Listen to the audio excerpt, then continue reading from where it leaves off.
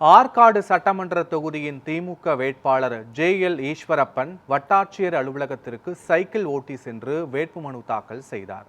ராணிப்பேட்டை மாவட்டம் ஆற்காடு வட்டாட்சியர் அலுவலகத்தில் ஆற்காடு சட்டமன்ற தொகுதியில் திமுக சார்பில் போட்டியிடும் வேட்பாளர் ஜே.எல். ஈஸ்வரப்பன் கூட்டணி கட்சி நிர்வாகிகளோடு இணைந்து சென்று வேட்புமனு தாக்கல் செய்தார். இதற்காக கட்சி தொண்டர்கள் மற்றும் கூட்டணி கட்சியினரோடு இணைந்து சைக்கிளில் வட்டாட்சியர் அலுவலகம் சென்றார். இதனைத் தொடர்ந்து செய்தியாளர்களை சந்தித்த அவர், கடந்த தேர்தலில் 19,000க்கும் மேற்பட்ட வாக்குகள் வித்தியாசத்தில் வெற்றி பெற்ற நிலையில் தற்போது 50,000 வாக்குகள் வித்தியாசத்தில் வெற்றி பெறுவது உறுதி என தெரிவித்தார்.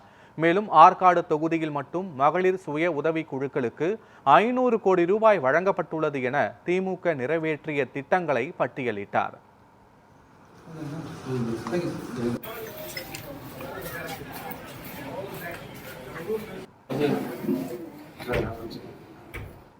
பாத்தீங்கன்னா இன்னைக்கு 60,000 பேர் மகளிர் உரிமை வாங்குறாங்க. அன்னைக்கு வாங்கல, அப்பவே ஜெயிச்சோம்.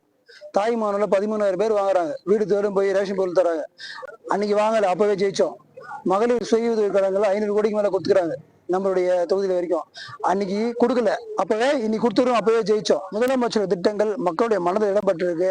அவங்க என்ன பண்ணாலும் இங்க ஒண்ணும் பண்ண முடியாது. 50,000 ஓட்டுல ஆற்காடு சட்டமன்ற தொகுதியில உதவி சுரிந்தா உதவிக்கும், உதவி சுரிந்தா ஜெயிக்கும்.